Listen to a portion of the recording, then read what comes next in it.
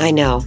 You're constantly making choices about your food, what you eat, what you avoid, where you get it, and how you factor in all the noise about what's right. But I think you're missing something really critical about how the food on your plate is deeply connected to everything you care about: your health, the community, the environment, and the economy. I'm Dana DePrima, founder of the For Farmers movement and host of the One Bite is Everything podcast, now proudly a part of Heritage Radio Network. Here we are reconnecting the dots, revealing the hidden forces behind our food system and why it matters more than ever. Each week, we uncover the real impact of what's on your plate, who controls it, what's at stake, and what you can do about it. Because food is more than just what you eat.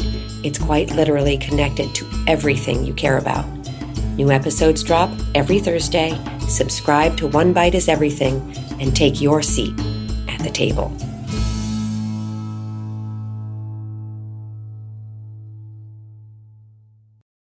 You're listening to Heritage Radio Network.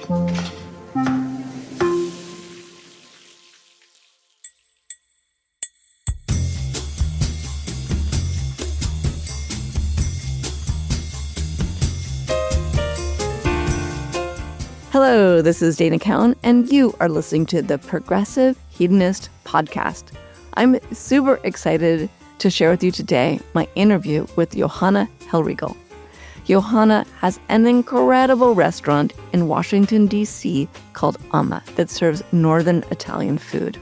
But beyond that, Johanna is a restaurateur who's focused on creating the healthiest environment in the kitchen, the healthiest food for her staff and her guests, all through deep, deep research to understand what is actually good for us. Before I get to Johanna and that conversation, I'm going to tell you a little bit about my quest in my own kitchen after having a conversation with Johanna to make it a healthier place. In the conversation we had, we talked a lot about microplastics. And we talked about how bad they were for you. She freaked me out. I went home. I opened every cabinet in my kitchen. I found things hiding in places that I can't even reach. I do not know how all those plastics got there. I ended up putting them all in the middle of the floor and obviously putting them in a bag to toss them. I was astonished at the square footage that these plastic containers took up. I said, never again. I don't want to increase my intake of microplastics from take-out containers, from home Tupperware, from anything that I can control. Johanna took this idea of what can I control and took it to the next level because she operates a restaurant. So not only did she get ideas from her home kitchen and bring them to the restaurant, she deeply, deeply researched ingredients, the products they were using in the kitchen, the cleaning products, the storage products, the ingredients, where they came from, and she came up with a program for the restaurant so that it operates optimally for all of our health. You might say, that is a pretty big commitment, and it really is. But in Johanna's case, it comes from a very deep and powerful place. Her father, Andreas Hellrigl, was a famous chef who cooked at a restaurant called Palio in New York City, and he died at a very young age of pancreatic cancer. Johanna herself had a 92-hour labor, and after that, the postpartum challenges that she suffered and her dealings with the medical establishment made her even more focused on health and wellness, understanding our microbiome, understanding the world around us. Johanna is motivated by health and deliciousness. Listen in for some really excellent tips on products that you should use, ways to think about your food, and how restaurants can contribute to solving this challenge that we face of a healthier and better world. Johanna, I'm so excited to have you here. Thank you so much for having me. It's such a pleasure to be able to spend this time with you. I want to go back in time because I know that your family has been involved in the restaurant industry. And your father was an extraordinary chef, and I got to eat at his restaurant, Palio, back in the day in New York City. And when I read that Andreas Hellrigl was your dad, I'm like, oh my God, that is amazing. The food at Palio was spectacular. The setting was very dramatic, and it made such an impact on New York City and on the food scene, just the same way that your restaurant, Amma, is making a difference in DC and will make a difference all around the country and the world with your focus on nutrition and health. So tell me a little bit about your dad and growing up with your little itty bitty chef's coop. Yeah, I mean, I grew up in the restaurant industry literally. And yeah, my dad was a chef. He was from Alto Adige in South Tyrol. And he got the opportunity to then open up a restaurant in New York City, which was Palio. It was an amazing experience, I think, just growing up in it. My mom and my dad were kind of involved together, and my mom is from Liguria. So really just having this super authentic Italian experience growing up. But one is from like Liguria and a little bit more like, where Pesto Genovese is from and everything else. And then my dad from the Dolomite Mountains, and just seeing kind of their dynamics and just what that did in terms of impact was really beautiful. And then my dad passed away from pancreas cancer. And when he passed away, my mom took over. And so that pretty much meant that I really grew up in the restaurants, and all of the chefs that had studied under my father, really were such a huge part of my upbringing. And that's why I had the little chef coat and everything that goes with it. So you went to DC for school, but you also went thinking about, I guess, international studies and the bigger political picture. Can you talk a little bit about that? Yeah, I think my school ended up being able to give me, really amazing courses on women in global studies, human trafficking, just really learning about so many amazing subjects. And so I got the opportunity to be part of the Women's Democracy Network, and we worked with women in 61 countries. And I was able to help build 15 NGOs on the ground all over the world, create different women's networks with, for example, women in Latin America being able to work all together to be able to support their initiatives and their struggles that they were going through, to going to Mongolia and helping women not only ascend into parliament, but then building women's caucuses so they could really talk about that legislative work. So it was a profound experience, and I had a great mentor, and it really transformed who I was and what I really thought of. And I really started to appreciate how different, but also how similar we are, especially as women, and how we need to coalesce together and support one another. And was that the transformation in yourself that you felt? What happened was ultimately I was dealing with politics to a certain extent, and some grave situations, right? Syria was going on with Burma and Myanmar and everything that was happening. And so I went to do the Tunisia election observation and help women when all of the Arab Revolution was happening. So there was these pivotal moments. And then you also were seeing the difficulty of seeing things actually tangibly deliver because of bureaucracy. And so I started to get a little bit discouraged from that experience. But at the same time, I was having these beautiful, impactful individual relationships, and I was seeing their profound transformation, but also culturally, because they're women, they were like, come into my house, cook with me, come see my culture. We just naturally are so much more maternal and have this instinct to bring culture and this part of the politics together. And that was the transformation, right? Exposing my palate after growing up so strictly Italian to these amazing flavors, to spices, to everything that I just didn't have access to at a young age, really started to make me become obsessed with food. And I really mean obsessed. I would go home and I would be like, okay, this Mongolian kishore that I had just tried, I'm going to recreate it. I have no recipe. And that's where I started to realize that I was able to do this so naturally when I would find a recipe, flavors, and then just create. It's interesting to me that you are having a global impact. You're working with women around the world, creating these caucuses, connecting people. And that feels like large-scale change, which we need. And yet, as you evolved, you chose a restaurant as the locus for your activism and your love. I'm curious how that came about. Yeah, I think at some point, maybe it's also losing my father at a young age to pancreas cancer and not having that, influence in my life, that I found almost like a connection through my father with food. And so that ability to realize how much food was impacting me and, healing me at a certain point, I really wanted to like lean into that. And so I found that I wanted to find a way to do my food advocacy work, be part of like really wanting women to still ascend into leadership roles, but just in a different way. And I really had this idea for Amma because, it comes from a poem. It's Ama faccio che vuoi.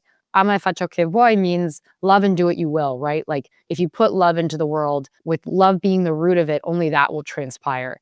And I think over time, as I started to grow up and have different life experiences, I realized that there is so much hate, there is so much chaos, there is so much fear in the world. And I wanted to create this little bubble of love and putting love into things and hopefully create more unity around food and find different practices that I think ultimately we all need to move towards to be able to have a sustainable future. And so this restaurant became, I guess, a little bit of my love letter of how do I take all of these different experiences in the world that I grew up in and also try to make it better, right? Question things that, I grew up being like, this is the way you do it.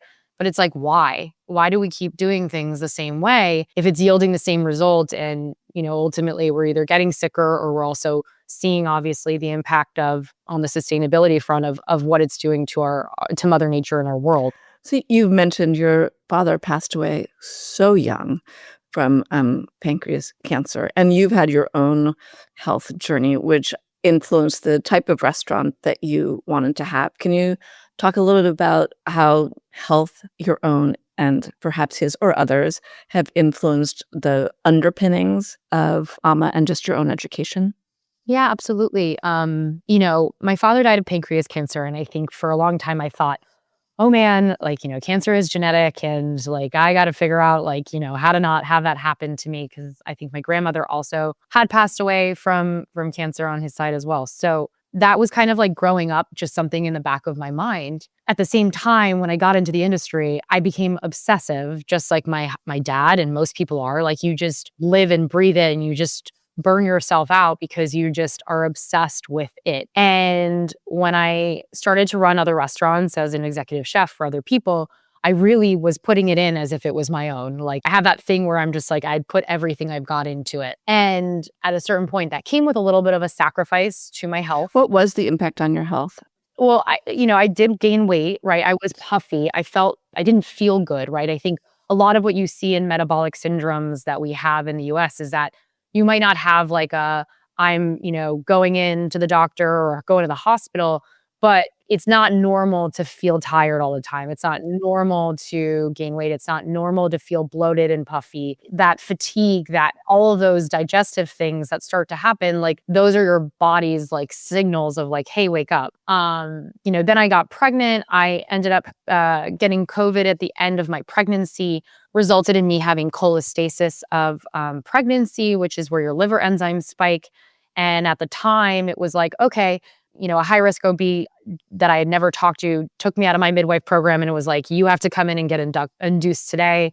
My son didn't want to come out. I went through a 92-hour labor, 72 hours natural, and just multiple rounds of like Pitocin to 30, like really intense journey of a birth that ultimately resulted in a C-section. And then the aftercare, because I had tested positive for COVID, even though it was 20 days before, they were like in PPE gear. They wouldn't, like, basically I got neglected post giving birth and it was a really traumatic experience. And then on top of it, after giving birth, I didn't feel great. I kept kind of going and being like, hey, this is what I'm feeling. They're like, oh, you're fine. You're just postpartum. At a certain point, I'm like, no, this is not normal. This is not okay how I'm feeling. And so I went to a functional medicine doctor. I spent time getting, testing and all those different things, test not guess, and really just discovered that, my gut from those 5 rounds of antibiotics, all of these different things were going on. And I had like small intestinal bacterial growth. And it was a lot of correlation to what had happened during that birth. But also, if you go backwards, right, I was a C-section child. I was not breastfed. I was bottle-fed formula. And that's mostly what a lot of people went through. But when I went to the pediatrician as a kid, I was constantly put on antibiotics, like all of the time. And so when I did some of this testing, I actually learned that like I'm resistant to a good amount of antibiotics, and that's probably why I went on 5 rounds, right? Because I was showing resistance. So you start to really learn, one, your microbiome is so important. And I know it's like all the trend to talk about it, but it really was like a wake up call of, one, my son's health, my health, and just really wanting to dive deeper into where restaurants might be contributing to some of those issues, as well as obviously like wanting a healthier planet. Because when we talk about the microbiome and sustainability, right, we're also talking about the health of our soil and being able to have a world that really can last with us as we continue to grow and evolve as a species. So that became a big part of it for me. When you looked at the way in which restaurants were contributing to the issues around health, what did you discover? What was the top 5 takeaways?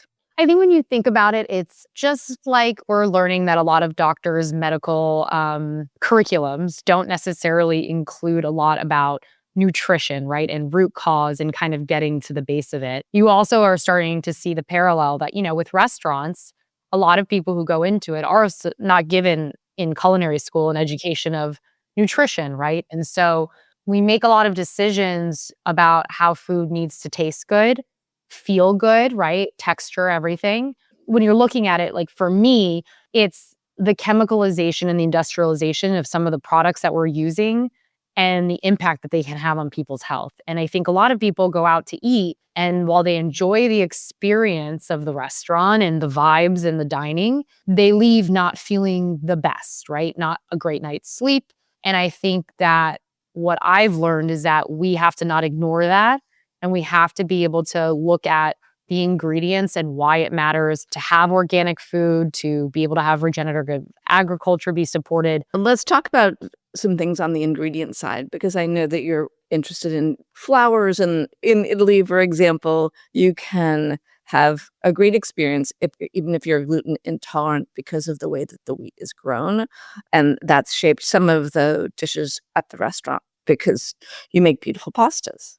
When I think of Amma and why I was so passionate about doing an Italian restaurant is because, one, Italian food is usually notoriously like, unbutton your pants, huge portion of pasta, you're rolling out of here. And in Italy, when you go to eat, you don't usually feel that way, right? It's slow living, it's slow cooking, slow food movement. And I wanted to go back to our roots, right? And so that's when you look at glyphosate being introduced into our system in the US in 1974 and the obesity epidemic that we've been facing. Will you just, in case people don't know what glyphosate is, I'll give it an example. So like if you have heavily subsidized crops, which means that people are getting subsidies from the government to grow certain ingredients. So let's talk about like soybean oil, corn oil, canola oil. You've got these subsidized ingredients that are usually genetically modified to then have a herbicide called glyphosate sprayed on it,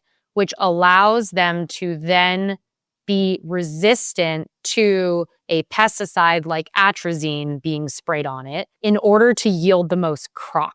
And so that process of pesticides and herbicides on these heavily subsidized, genetically modified crops means that you're then taking these ingredients and then you're putting them through a chemicalization process, like with hexane, which is a toxic flammable solvent that extracts, right? Because if you look at a corn, you're like, how is that going to become oil? Or, soybean, like, how does that become oil?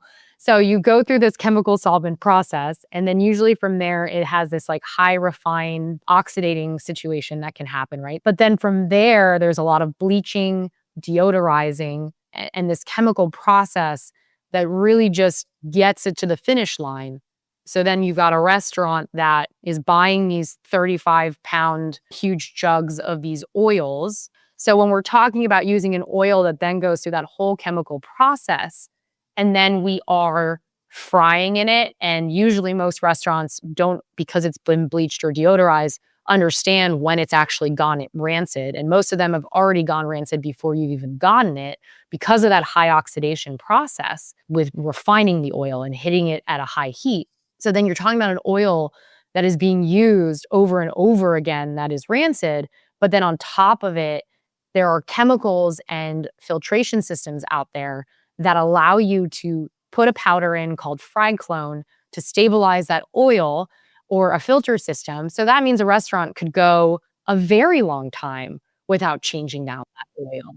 And that to me is where we as restaurants need to understand the impact of those decisions that we make on people's health, especially when a study like that just came out from University of South Florida is talking about the correlation of colorectal cancer and the increase in the young population because of seed oils and those inflammatory processes. So for me, I either import a flour from Italy, as an example, or outside of the US that literally has a mycotoxin, right? So it has a mold toxin report that comes with it, as well as a pesticide report that comes with it.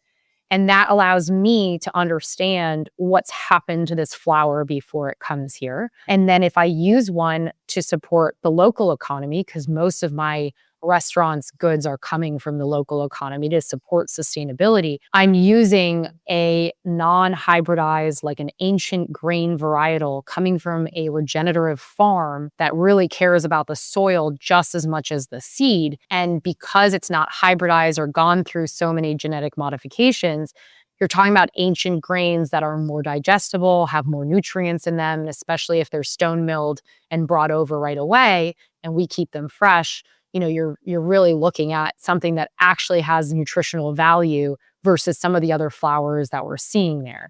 What's the local resource that you use for the wheat or the grain?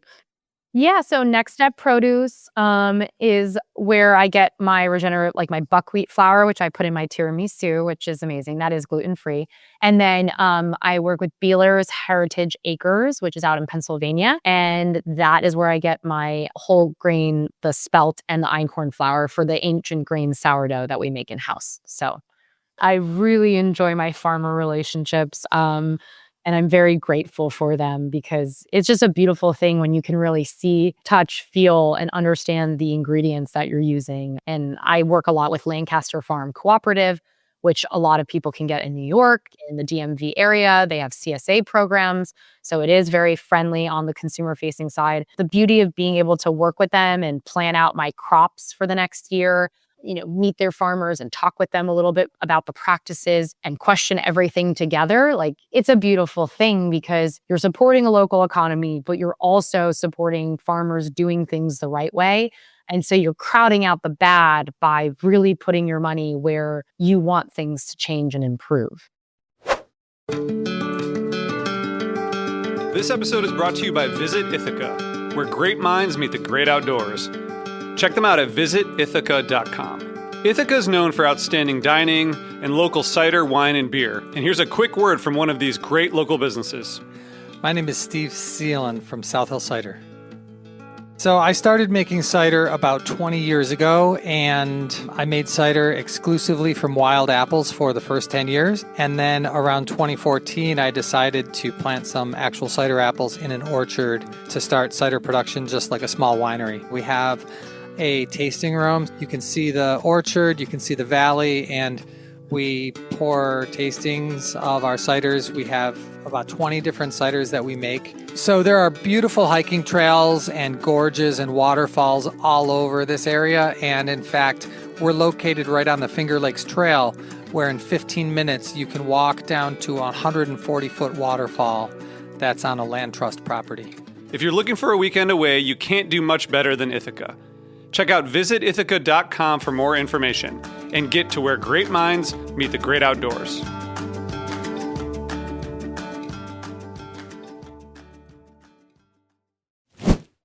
I was really impressed with the way that you think through every single thing. For example, there's no plastic in your restaurant. I've talked to lots of restaurateurs or chefs. Like, it's so hard, like not impossible, but so hard. Can you just talk me through those choices and how do they apply at home? For example, I am about to go on a open every cupboard, take out every piece of plastic because every time I see it, it makes my heart break. And not that I can't replace most of it with glass, but I'm just curious, that journey for you, talk a little bit about microplastics because I know that it's important to a lot of the way that you're thinking about the restaurant. Yeah, I think the health part of my journey transformed into me transforming my home, and my home then transformed into the restaurant. I love that it went from home to the restaurant and not the reverse. So what did you discover in trying to set up your home to be sort of toxin-free? And I think restaurants, for example, are notorious for deli containers, and those are takeout containers for a lot of people. And so sometimes people are hoarding those plastic containers and Tupperwares that are plastic. And I think the number one thing that people need to do is just remove all of those plastic containers outside of their house, because ultimately, like when it reaches a certain temperature, and honestly, it's not a very high temperature, especially if you're reusing that or putting it in the dishwasher to reuse it, et cetera. And you're not also looking at the bottom of the container, because most of those containers contain BPA. They're not BPA free. If you look at the bottom, like, number 7 polycarbonate can release a lot of microplastics. There are versions of polyethylene and polypropylene that do not, but you do want to look out on the practices of these. And then sometimes if they don't have BPA, they still have BPS, they still have phthalates. They have all these things that are contributing to hormonal disruption or sperm count going down, like everything you can imagine, right? And it's everywhere. So yeah, it does, one, for me, mean getting rid of those plastic containers, even though they seem convenient, and trying to switch to glass for all of your Tupperware needs, as well as mason jars. I mean, mason jars are like some of my favorite things. Get the wide mouth ones because those are easier for you to use in a storage way. And then, rather than getting lots of different types of, cling film and all of those things, I really do encourage people to look at where you can use unbleached without any nonstick coating parchment paper. There's a brand called If You Care that does a great job. Beeswax is great for wrapping your bread and cheeses at home. They do a great job. There's a lot of cheesemakers that actually prefer using beeswax than using plastic wrap. And then, with aluminum foil, I don't like to cook with it, but if you needed something to really wrap something that you weren't heating, you could still use a good aluminum foil to do that. And then ultimately, I think that is where I would start. And then also looking at the packaging of when you go out to grocery stores, what are you buying the things that you're buying in? Because, these plastic bottles of olive oil, right? And you're keeping them near your stove and they're heating up, you're pretty much leaching those microplastics into that olive oil. And it's just it's too expensive to do that. And so those are the decisions that I was starting to question everything in terms of the ingredient label, but also the ingredient container that it comes in. And those are the things I would start with for sure. I think you've also focused on water and, cleaning gloves and I imagine sponges. Walk me through that for a sec. Yeah. So the next thing that I would do, right, in my home or in a restaurant, right, is I would start looking at the chemicals and the things that you use, right?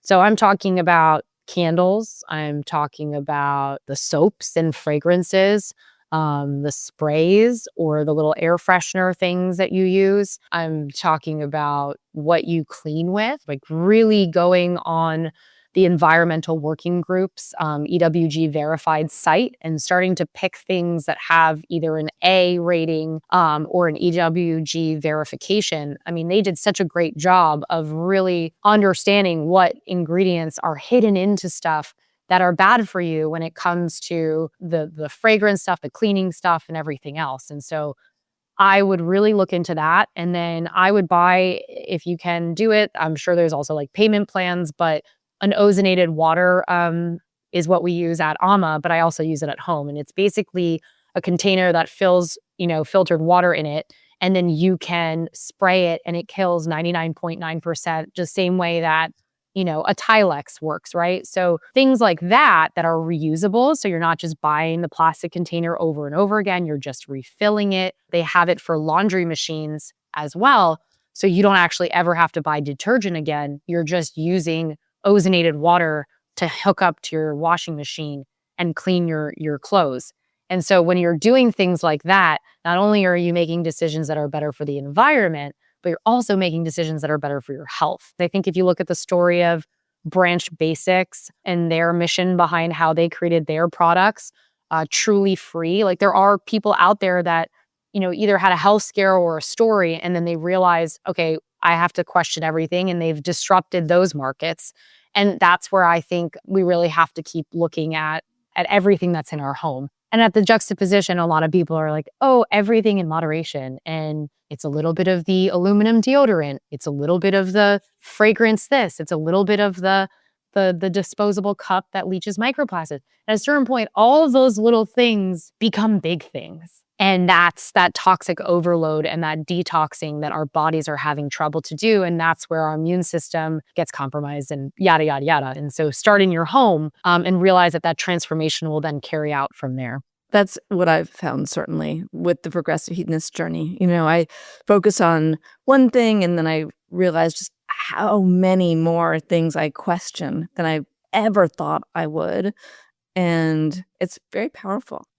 I saw I don't know what you call it, but I saw the menu board that you put outside a Starbucks. And I thought, wow, total badass move. Can you tell us about your fight for better disposable cups? Thank you. Yeah, I'm in a little bit of my food advocacy journey, and I kind of launched a little bit of a no bullshit campaign where I really want to educate the consumers a little bit more about these hidden things that aren't easily available for people to know about unless you're really searching for it. Similar to what you said, once you kind of get into it, then you discover another thing. And not everybody honestly has the time these days to be given that information. So when I looked at it with Amma, I was like, okay, I am questioning everything down to the toilet paper you wipe with at my restaurant. I purchased a $30,000 water filtration system, the best Italian coffee that I could get, A2 regenerative whole milk. Why on earth would I spend all this money, time, and effort to make you the best coffee possible? And while I encourage you to drink your coffee for here at Amma, because that's the Italian way, I created a bancone so you can just literally stop, even with your dog, take a sip of espresso and then keep going, right? But I knew that there were still going to be people in a to-go culture that want a to-go cup. I am a business overall, and I have to be able to continue to meet consumer, demand. But I'm not going to then just take a cup that I have learned, right? So you've got recyclable cups and then you've got the eco-friendly compostable cup. So I'll first start with the recyclable cup. So every recyclable cup has a plastic lining that is inside of the cup to make sure, obviously, that the coffee can, stay in there and everything. The moment you put a hot coffee poured into that coffee cup, about 25,000 particles of microplastic are being leached into your coffee. So if you get 3 cups of to-go coffee a day, 4 cups, people drink a lot of coffee these days, you're talking about a lot of microplastics, which are very difficult for your body to get out. We're finding it in fetuses, we're finding it in placentas, it's everywhere, right? It's in the air, it's in the water. You also have a plastic lid most of the time too, so then you're drinking out of that plastic lid. In addition, they then came out with these eco-friendly, commercially compostable cups, right? So one, they're commercially compostable, which I don't know about you. I don't see a commercial composting bin on the street for me to drop it in. So most of the time they're going in with the trash or they're going in the recycling when it's not supposed to go. In addition to that, they have a PLA lining, and that lining is made from bioplastics. And so even though people are marketing as a plant lining, it is still a bioplastic, which is still a plastic. And what they're finding in some studies is that it actually leaches more microplastics than the recyclable ones. And what we've noticed in this campaign and a lot of the things that we do at Amma is that people actually, unfortunately, aren't caring as much about helping the environment as much as they care about selfishly what goes into their body, right? And so it was important for me to find a cup, which took me months and was difficult to convince a lot of people that this is the right way to go because they are funny looking to a certain extent and they're not what we're societally thinking a coffee cup should look like. The to-go cold cup looks like a boxed water a little bit, and then we have the SoFi straw that goes in it. And then the hot cup almost is like a sippy cup. It doesn't have a lid. The lid's built in. And I found these brothers. They were amazing. They created this company called SoFi Paper. And what they did is create these cups for biodegrading in 180 days, which means if you're on the street, You throw that in the trash can. It will biodegrade in 180 days. And on top of it, it has no linings of PLA or plastic or anything. They basically use this aqueous water system to be able to create these cups. They're a little less durable, but how long are you holding on to, a coffee cup? And so that was a big focus for us. And so the campaign that we've launched is, it's not tearing other business down. It's not about, they're not going to go out of business if I post something that's about awareness, right? It's, let's make awareness so people create the demand for the better cup. And then we are choosing consumers' health over profit, because if I'm serving my coffee, I'm serving it at the same price as they are, but I'm making less of a margin of a profit, right? But if we all make that decision that people's health matters more than that, maybe at some point we can see an impact of change and people transferring over to better decision making on packaging and disposables, as well as what's better for the planet. Because a lot of that greenwashing is happening from big companies. Greenwashing is very tricky because on the surface, the reason it works is it sounds right. And what you were saying about time poverty to research or potentially interest has made it very hard, which is why highlighting the people and the places and the things that are doing good for people and planet is my greatest goal. And I have to just say to that, though, I appreciate it, because doing this journey, the things I'm talking about aren't the sexy things, right? When you're looking at a restaurant, it's like you want the food porn, you want the beautiful stuff, you want, sexy sells, cheese pulls sells. And I get it. Like, I'm not talking about the sexy stuff, but being able to have somebody like you who is very well versed in food and wine and very well versed in the community of food and beverage, going on this journey and really talking about it, I have to say thank you, because I have such conviction for what I'm talking about, but the platform of it is not as available. So really, thank you for taking the time to talk to me. Well, I'm beyond delighted. So when you get up in the morning, is there a word that is like your word that inspires you to do your work? What is it that motivates you? What word motivates you? I look at my son, to be honest with you, and I just say, keep going, because it has not been an easy journey to do what I'm doing. And it's sometimes scary, right? Because you're disrupting.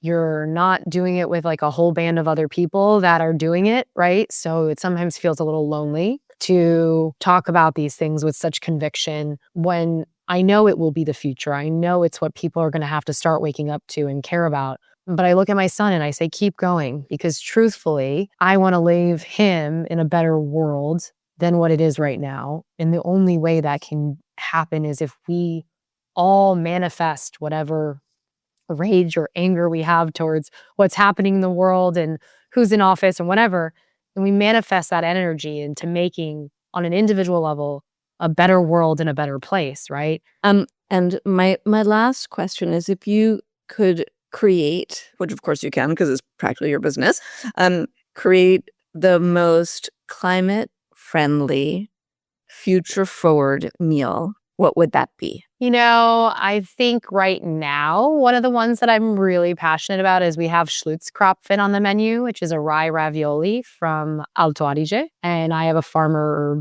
who from Next Step Produce who grows the ancient Austrian variety of rye flour. And so to be able to make this beautiful rye flour pasta and then fill it with ingredients from Lancaster Farm Cooperative, and then we churn our own butter and then clarify it. It's just some of those processes of making a pasta that I grew up always eating in Alto Adige, making it here with the most nourishing ingredients, I think is really, and it's such a delicate pasta. I think that's a beautiful example of how I can take pasta and make it nourishing and nutritious and satiating at the same time. Beautiful. Well, thank you so much for your time today. I love talking to you. And it's amazing I'm still sitting here because what I want to do is run out and take all the plastics out of my dishwasher and out of my cabinets and get rid of them. But I'm here still talking to you because I really enjoyed it. Thank you. And I can't wait to come eat at Alma. Thank you. Thank you so much for your time. Hey, if you enjoyed that conversation, which of course I hope you did, check me out on Instagram, where we have some extra content, and subscribe wherever you can subscribe for podcasts, and leave those little stars. It's something that I never like to talk about, but other people do. And I want people to be able to hear this podcast and spread the word, which is how we're going to make a better future together. And it really helps us out. So thanks for listening. Thanks for being a great listener, because you got this far. And have a great day.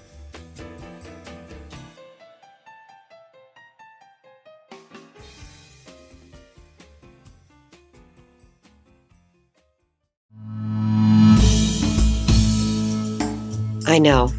You're constantly making choices about your food, what you eat, what you avoid, where you get it, and how you factor in all the noise about what's right.